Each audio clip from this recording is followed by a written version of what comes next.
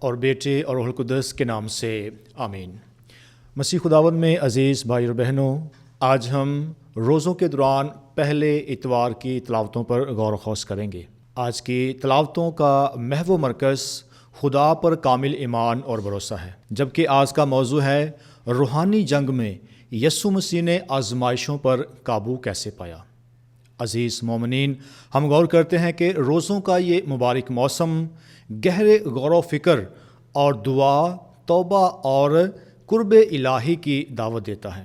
روزوں کا یہ پاک موسم، یہ 40 دن کا دورانیہ خاص طور پر پاکمہ کیتھولک کلیسیا میں بڑی اہمیت کا حامل ہے، کیونکہ ان 40 دنوں میں ہم یسوع مسیح کی زندگی پر غور کرتے ہیں کہ کس طرح سے اس نے 40 دن اور 40 رات روزہ رکھ کے دعا کے ذریعے سے اس روحانی جنگ میں شیطان سے کی گئی آزمائشوں پر قابو پایا اور فتح یابی حاصل کی۔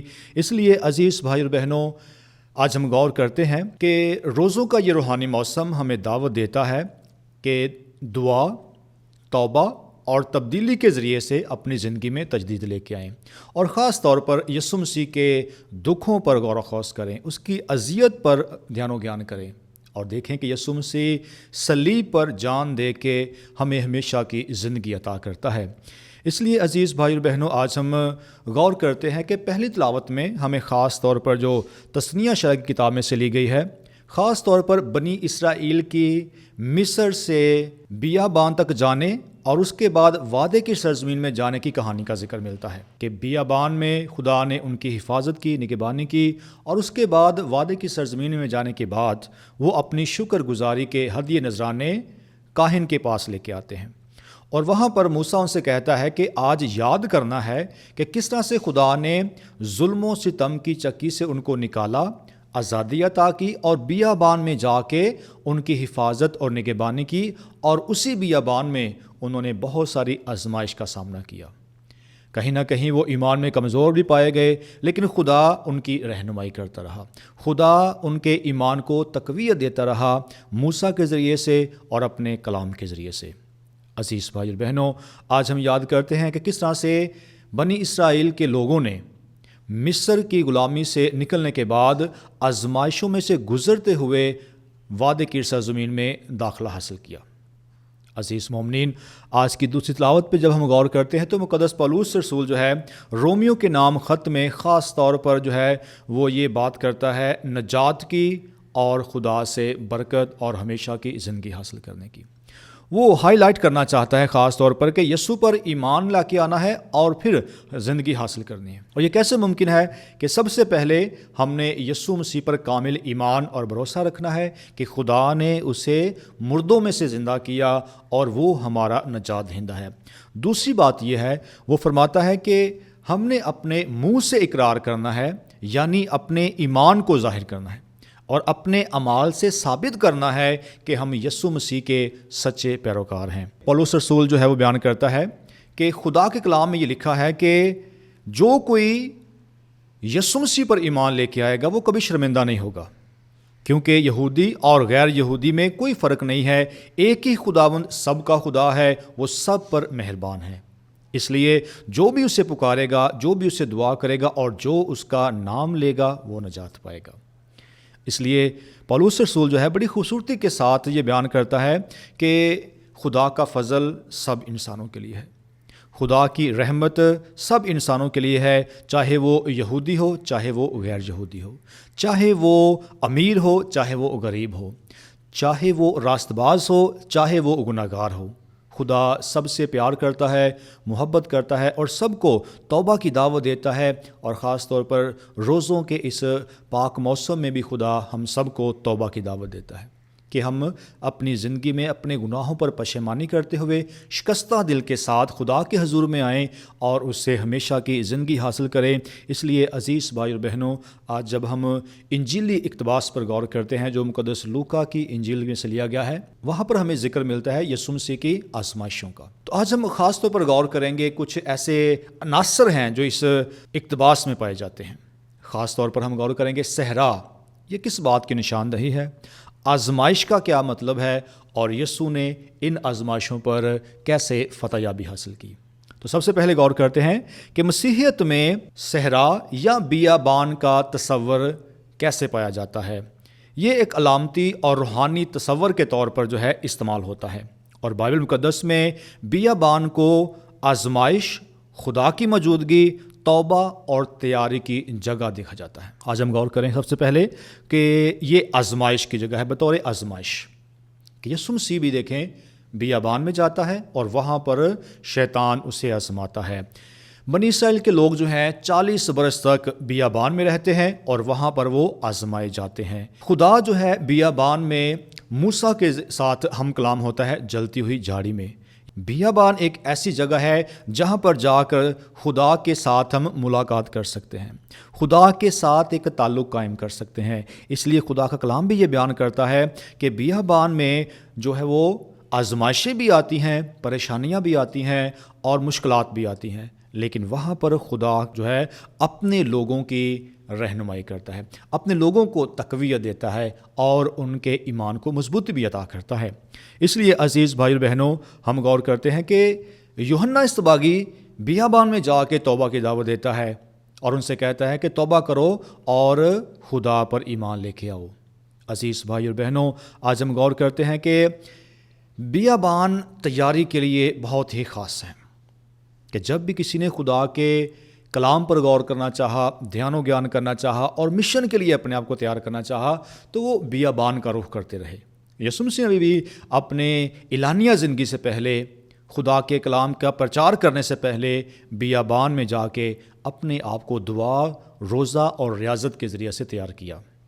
آج ہم غور کرتے ہیں خاص طور پر کہ بے شک بیابان میں مشکلات ہیں، پریشانیاں ہیں، لیکن پھر بھی خدا جو ہے ہماری سپر اور ڈھال بن جاتا ہے، خدا ہماری رہنمائی کرتا ہے۔ اس لیے زبور جب 23 پڑھتے ہیں تو اس میں بھی یہ لکھا ہے کہ خواہ موت کے سایہ کی وادی میں سے میرا گزر ہو، میں کسی بلا سے نہیں ڈروں گا کیونکہ تو میرے ساتھ ہے۔ یعنی خدا ہمارے ساتھ ہوتا ہے، تو خدا ہماری مشکلات میں ہمارا ساتھ دیتا ہے۔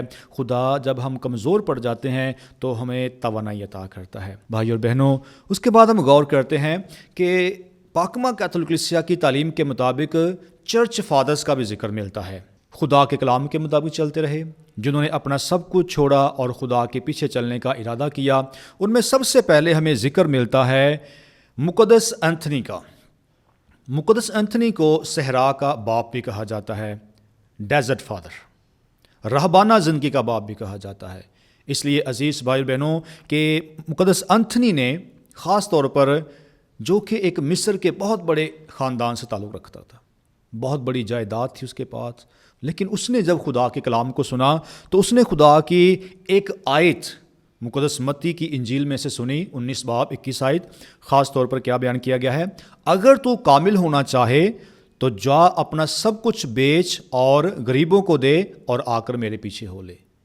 وہ اس آیت سے اتنا متاثر ہوا کہ اس نے اپنی ساری جائیداد غریبوں میں بانٹ دی اور پھر خدا کے پیچھے چلنے کا پختہ ارادہ کرنے کے لیے وہ بیابان میں چلا گیا، اور بیابان میں رہتے ہوئے اس نے رہبانہ زندگی کا آغاز کیا، دعا میں وقت گزارا، روزہ میں وقت گزارا اور اپنی زندگی کو تبدیل کیا۔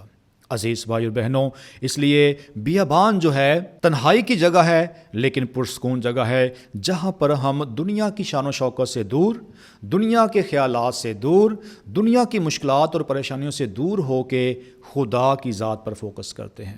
تنہائی میں خدا پر غور و خوض کرتے ہیں کہ خدا ہم سے کتنا پیار کرتا ہے، خدا ہم سے کتنی محبت کرتا ہے۔ عزیز بھائیو بہنوں، اس کے بعد ہم غور کرتے ہیں آزمائشیں کیا ہے، مسیحیت میں آزمائش کا مطلب کیا ہے۔ آزمائش کیا ہے؟ غور کرتے ہیں کہ ایک اہم روحانی تصور ہے، جس کا مطلب ہے کہ ہر کوئی انسان جو ہے وہ کسی نہ کسی برے کام میں یا کسی نہ کسی آزمائش میں ضرور پڑتا ہے، کہ اس کے پاس بہت ساری پاسبلٹی ہو سکتی ہیں، تو اس کے سامنے جب آزمائش آتی ہے تو وہ اس چیز کو حاصل کرنا چاہتا ہے۔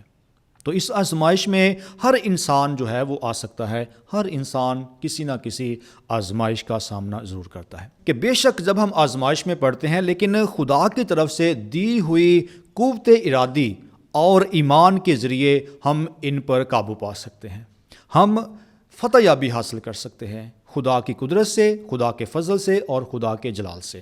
اس لیے آج ہم غور کریں کہ سب سے پہلے آزمائش کا جب ذکر کیا جاتا ہے تو شیطان کا ذکر کیا جاتا ہے کہ مسیحی عقیدے کے مطابق شیطان اکثر انسانوں کو گناہ کی طرف مائل کرتا ہے اور ان کو خدا کے راستے سے ہٹانا چاہتا ہے، اور وہ چاہتا ہے کہ خدا سے دوری کی جائے۔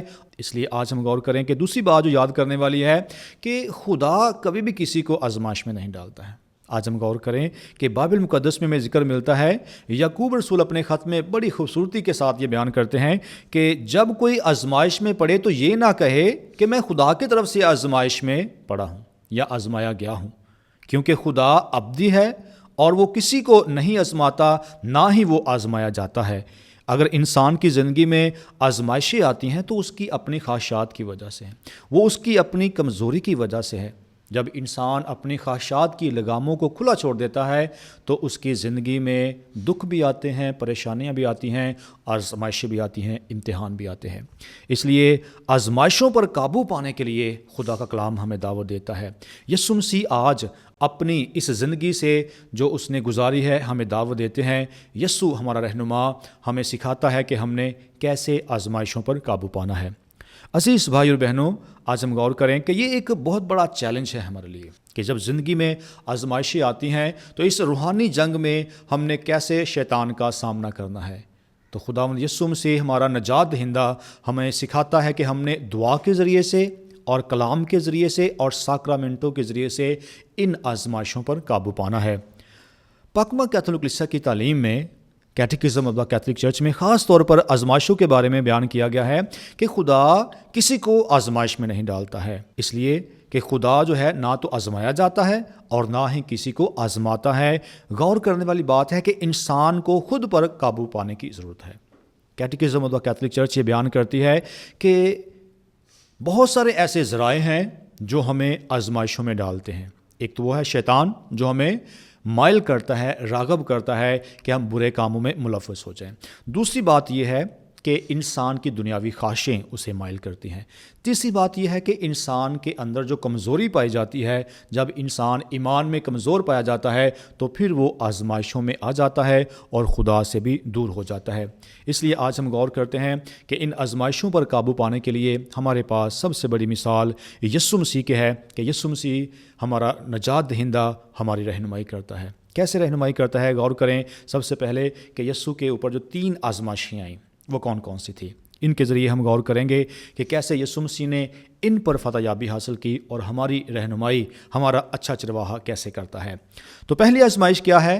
اگر ہم غور کریں تو انگلش لینگویج کے 3 الفابیٹ ہیں پی، اس میں ہے پلیجر، پرائڈ اور پاور۔ اب ان تینوں آزمائشوں پہ ہم غور کرتے ہیں کہ پہلی کیا ہے کہ بھوک اور مادی ضروریات کی آزمائش یعنی جسمانی خواہش۔ دوسری ہے خدا کو خود کے برابر جاننا یا اپنے آپ کو خدا کے برابر جاننا، پرائڈ یعنی غرور اور تکبر کی آزمائش۔ تیسری آزمائش یہ ہے کہ دنیاوی جاہ و جلال کو حاصل کرنا، پاور کو حاصل کرنا، شان و شوکت کو حاصل کرنا، طاقت اور اختیار کو حاصل کرنا۔ یہ 3 قسم کی آزمائشیں جو ہیں ان پر ہم دھیان و گیان کرتے ہیں کہ پہلی آزمائش، شیطان یسوع مسیح سے کہتا ہے کہ اگر تو خدا کا بیٹا ہے تو اس پتھر سے کہہ کے روٹی بن جائے۔ اب ان آزمائشوں پر دھیان و گیان کرتے ہوئے سب سے پہلی بات ہم نے یہ کرنی ہے کہ یہ بہت ہی دلچسپ بات ہے کہ شیطان بھی کلام جانتا ہے اور یسوع نے بھی ان تمام آزمائشوں کا جواب کلام کی روح سے دیا ہے۔ کلام کی روشنی میں ہر آیت کا اور ہر آزمائش کا جواب یسوع مسیح نے دیا ہے۔ تو پہلی آزمائش کیا ہے؟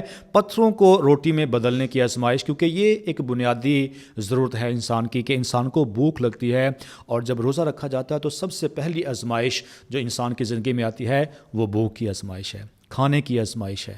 چیزوں کو دیکھ کر دل جو ہے وہ کرتا ہے کہ ان چیزوں کو کھا لیا جائے۔ تو پہلی آزمائش جو کہ ایک بنیادی آزمائش ہے اور ایک ایسے موضوع وقت پر یسوع مسیح پر آئی جب یسوع مسیح بھوک میں تھے، جب اس نے 40 دن کا روزہ رکھا۔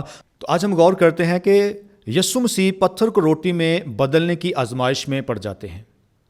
تو یہ بنی اسرائیل کی اس آزمائش کی طرف اشارہ کرتی ہے کہ وہ ناکام ہوئے تھے اس وقت جب وہ اپنی آسائشوں کو دیکھتے ہیں کہ جب وہ مصر کی غلامی میں تھے تو وہاں پر وہ کیا کرتے ہیں، وہ گوشت کی ہانڈیوں کے پاس بیٹھتے ہیں، ان کے پاس ہری بھری سبزیاں ہوتی ہیں، تو وہ ساری ان چیزوں کو یاد کر کے خدا کی محبت کو ٹھکرا دیتے ہیں۔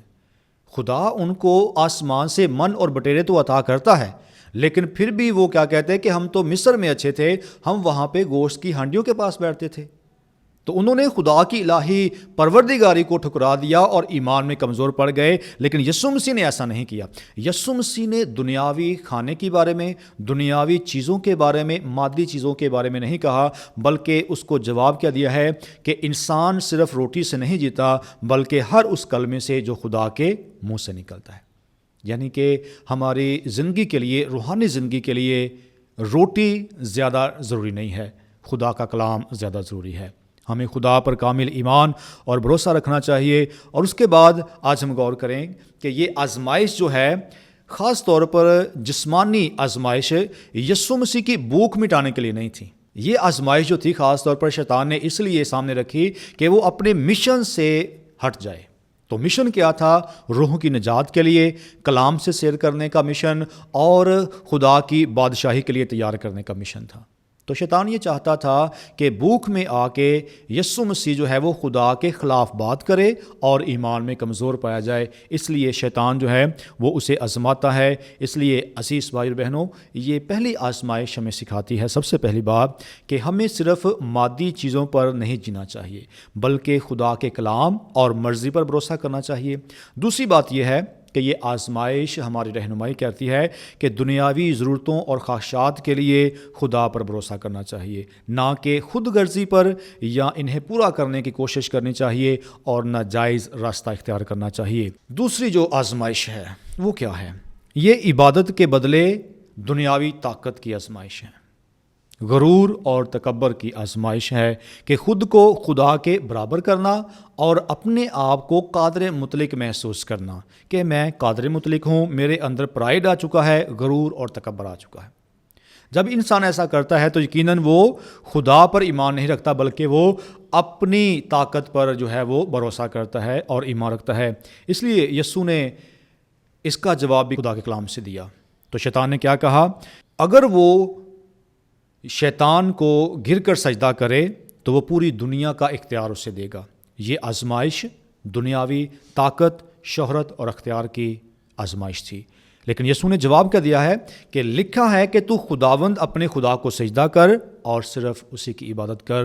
اور یہ خداوند یسوع مسیح نے بڑی خوبصورتی کے ساتھ کلام کے ذریعے سے اسے جواب دیا ہے کہ شیطان چاہتا تھا کہ شارٹ کٹ اختیار کرتے ہوئے اس کے پاس طاقت آئے، شہرت آئے، لیکن یسوع مسیح نے کوئی بھی شارٹ کٹ جو ہے وہ اختیار نہیں کیا ہے، ایسا راستہ اختیار نہیں کیا ہے جو کہ اسے ناجائز طور پر طاقت اور قوت دے سکے۔ یسوع مسیح نے خدا کی کامل ذات پر بھروسہ رکھا اور یہ کہا کہ صرف خدا ہی عبادت کے لائق ہے، صرف خدا ہی سجدہ کرنے کے لائق ہے۔ اس لیے اس نے کہا کہ صرف اور صرف خداوند اپنے خدا کو سجدہ کر۔ یہ آزمائش جو ہے پرانے اہدنامے میں ہمیں اس کا ذکر ملتا ہے، تثنیہ شرح کی کتاب اور خروج کی کتاب میں خاص طور پر، کہ بنی اسرائیل کے لوگ جب ایمان میں کمزور پائے گئے تو انہوں نے کیا کیا؟ سونے کا بچڑا بنا کر اسے سجدہ کیا۔ اس لیے یسوع مسیح یہ فرماتا ہے کہ غیر معبودوں کو سجدہ نہیں کرنا ہے، بلکہ صرف اور صرف خدائی ذات کو سجدہ کرنا ہے۔ اس لیے آج کی اس دوسری آزمائش میں خاص طور پر یسوع مسیح ہماری رہنمائی کیسے کرتے ہیں کہ ہم نے صرف اور صرف خدا کو سجدہ کرنا ہے۔ ایک ہی خدا ہے، ایک ہی بپتسمہ ہے اور ایک ہی ایمان ہے۔ اسی ایمان میں رہتے ہوئے ہم نے خدا کی الہی ذات پر بھروسہ کرنا ہے، نہ کہ غلط ذرائع کے ذریعے سے قوت اور طاقت اور شہرت کو حاصل کرنا ہے۔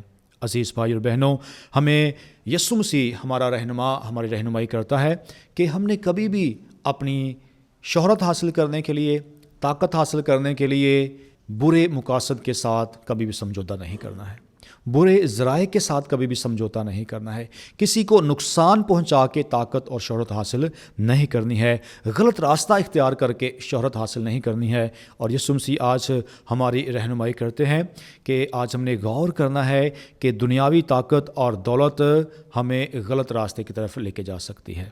حقیقی طاقت خدا کی فرما برداری، اس کی مرضی پر چلنے سے ہی ہمیں حاصل ہوتی ہے، نہ کہ دنیاوی شان و شوکت کے ذریعے سے۔ عزیز بھائی اور بہنوں، آج ہم نے تیسری آزمائش پر غور کرنا ہے کہ تیسری آزمائش کیا ہے۔ وہ ہے ہیکل کی چھت سے کودنے کا چیلنج۔ خود غرضی، طاقت اور اختیار۔ اور یسوع مسیح کو آج جب یہ تیسری آزمائش آئی تو شیطان نے خاص طور پر کیا کہا ہے کہ اگر تو خدا کا بیٹا ہے تو اپنے آپ کو یہاں سے نیچے گرا دے، کیونکہ لکھا ہے کہ خدا اپنے فرشتوں کو حکم دے گا کہ وہ تجھے بچائیں اور تیرے پاؤں کو ٹھیس نہ لگے۔ عزیز بھائی اور بہنوں، مقدس لوکا کے مطابق یہ جو انجیلی اقتباس ہے، اس میں جو ہیکل پر جا کر جو آزمائش آتی ہے جو شیطان لے کے جاتا ہے، اس میں خاص طور پر یہ ذکر کیا گیا ہے کہ ہیکل جو ہے یہ یہودی قوم کے نزدیک بڑی ہی خاص اہمیت کی حامل تھی، کیونکہ یہودیوں کا کہیں نہ کہیں یہ ایمان ضرور تھا، عقیدہ ضرور تھا کہ مسیحا جب اچانک سے آئے گا تو وہ ہیکل کی چوٹی پر سے آئے گا۔ اس آزمائش میں شیطان نے یسوع کو خدا کی قدرت پر شک کرنے کی ترغیب دی اور کہا اگر تو خدا کا بیٹا ہے تو اپنے آپ کو نیچے گرا دے۔ یہ ایک چلاک آزمائش تھی، کیونکہ شیطان خود جو ہے وہ زبور کا حوالہ دیتا ہے جس میں یہ بیان کیا گیا ہے کہ خدا کی طرف سے یہ وعدہ کیا گیا ہے کہ وہ اپنے فرشتوں کو بھیج کر تیری حفاظت کرے گا تاکہ تیرے پاؤں کو ٹھیس نہ لگے۔ عزیز بھائی اور بہنوں، یسوع مسیح جو ہے وہ آج خاص طور پر شیطان کو جواب کیا دیتا ہے کہ خداوند اپنے خدا کو مت آزما۔ نہ تو خدا کو آزمانا ہے اور نہ ہی خدا کسی کو آزماتا ہے۔ اور یہ حوالہ ہماری رہنمائی کیسے کرتا ہے کہ بے شک ہم آزمائشوں میں پڑتے ہیں لیکن ہمیں خدا کو کبھی بھی آزمانا نہیں چاہیے۔ یسوع کے اس جواب میں شیطان کو خاموش کر دیا۔ در حقیقت یسوع اپنی الوہیت کا اعلان کیے بغیر ہی اپنی شناخت کو ثابت کر دیا ہے۔ اس نے یہ واضح طور پر بیان کیا ہے کہ وہ خدا کی الہی ذات میں ہے اور وہ خدا پر کامل ایمان اور بھروسہ رکھتا ہے۔ اور آج ہمیں سبق کیا ملتا ہے کہ خدا پر غیر مشروط بھروسہ کرنا ہے، کامل ایمان اور بھروسہ رکھنا ہے۔ کبھی کبھار جب ہم خدا پر ایمان تو رکھتے ہیں لیکن کہیں نہ کہیں ہم ایمان میں کمزور بھی پائے جاتے ہیں، کبھی کبھی ہماری زندگی میں شک بھی آ جاتا ہے۔ ہم خدا کی ذات کے بارے میں یہ سوچتے ہیں کہ اگر خدا مجھے اچھی جاب دلوائے گا تو پھر میں خدا پر ایمان لے کے آؤں گا، اگر خدا ہمارے بیماروں کو تندرستی عطا کرے گا تو پھر ہم دعا کریں گے۔ تو اس طرح کے بہت سارے واقعات جو ہیں ہماری زندگی میں رونما ہوتے ہیں کہ ہم خدا پر بھی شک کرتے ہیں، خدا پر بھی ایمان نہیں رکھتے ہیں۔ تو آج یسوع ہمارا رہنما ہمیں دعوت دیتا ہے کہ ہم نے کامل ایمان اور بھروسہ خدا کی ذات پر رکھنا ہے اور خدا کے کلام کے مطابق زندگی بسر کرنی ہے۔ اس لیے عزیز بھائی اور بہنوں، شیطان نے تو اس زبور کی آیت کو تو اپنے آپ کو نیچے گرا دے، وہ اپنے فرشتوں کو بھیجے گا تاکہ تیری حفاظت کریں، تو وہ اس آیت کو توڑ مڑوڑ کر بیان کرتا ہے، یسوع کو آزمائش میں ڈالنا چاہتا ہے۔ لیکن خداوند یسوع مسیح نے بڑی خوبصورتی کے ساتھ یہ ہے کہا کہ تو خداوند اپنے خدا کو آزمائش میں نہ ڈال۔ لہٰذا اس آزمائش سے ہمیں سبق کیا ملتا ہے کہ ہمیں خدا کی محبت، قدرت پر بغیر کسی شرط کے ایمان رکھنا ہے، نہ کہ اسے آزمانا ہے۔ ہمیں تکبر اور خود پسندی سے بچنا ہے، کیونکہ شیطان چاہتا ہے کہ ہم اپنی اہمیت بڑھانے کے لیے خدا کو آزمائیں۔ تو ایسا ہرگز نہیں کرنا ہے۔ اگر ہم اپنی اہمیت کو بڑھانا چاہتے ہیں اور اپنے آپ کو بلند کرنا چاہتے ہیں تو یقیناً ہم خدا کی نظر میں گر جائیں گے۔